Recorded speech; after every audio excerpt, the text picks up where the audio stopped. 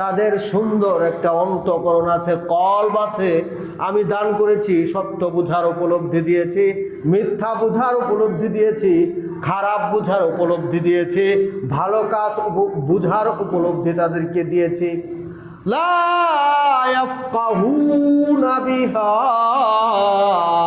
আল্লাহ বলেন তারা উপলব্ধি করে নাই, ভালোটা গ্রহণ করে নাই, খারাপটাকে গ্রহণ করেছে, বিবেক বিরুদ্ধ কাজ করেছে।